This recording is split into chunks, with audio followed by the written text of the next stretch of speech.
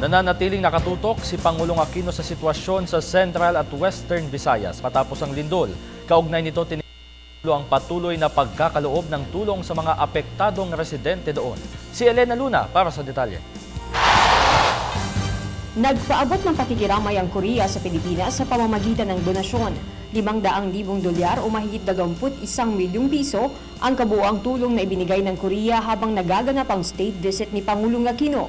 Ayon sa Pangulo, $200,000 ito ay para sa Zamboanga, habang ang natitirang $300,000 ay sa Cebu at Bohol. Ibinahagi ito ng Pangulo sa Philippine Media Delegation matapos ang state dinner kasama si Korean President Park Geun-hye. Napaka-warm na tao, alam mo, parang matagal ko ng kaibigan, pero sa totoo lang, second meeting namin itong pagdalo sa Korea. Yung first was during yung ating ASEAN and Korean interaction. Daman-daman natin yung kagustuhan ng pagtulong sa ating bansa. Actually, I was told tonight that they donated first yung sa Zamboanga. Tapos tonight, I was informed, tinulungan na rin tayo dito dahil sa earthquake. At couple hundred. Nagpahayag sa Senado ng suporta sa resolusyon na hinihiling na taasan ang kalapit para sa mga biktima ng Bagyong Santi at Lindol. Pinasalamatan ng Pangulo ang Senado sa suporta pero nais muna niyang magkaroon ng kabuuang assessment sa lahat ng kakailanganin. Hindi naman sa pinsa ko si Bamba, but if they are giving us that elbow room to be able to work with, thank you. Sign of support for this. At this present time, I don't have the data that says we need that amount right now. Nasa ibang bansa man, patuloy na nagmomonitor ang Pangulo sa sitwasyon sa Cebu at Bohol. Patuloy rin aniya ang pagpapadala ng pagkain at tubig sa mga bayang lubhang na apektuhan ng lindol. Umiikot rin sa mga apektadong bayan ang ilan niyang cabinet officials.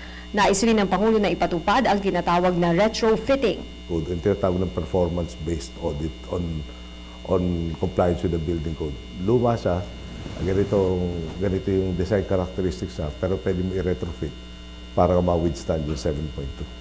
Nagsasagawa na ng mga training, seminar at audit ang DPWH at DOST para mas maging handa ang bansa sa lindol. Sinabi rin ng Pangulo na makikipag-ugnayan din ang gobyerno sa pribadong sektor. I was talking to Governor Junjun Davide, amongst others. Lalo na nakita ko pag-ikot na Cebu. Cortez naman of Mandaue also. Baka dapat yung pahanap yung municipal engineer nyo dito sa nakita natin doon sa Mandaue na public market plus yung adjacent building. Pati sa Kapitolyo, I'm not an engineer nor an architect. But it didn't look to me like a very, very good construction. Iwan ko lang muna ganun kasi I'm having it investigated. So pag meron mga nagkulang, medyo nagsabing pwede na, papadama namin hindi tama yung pwede na. Para sa Telebisyon ng Bayan, Elena Luna, Seoul, South Korea.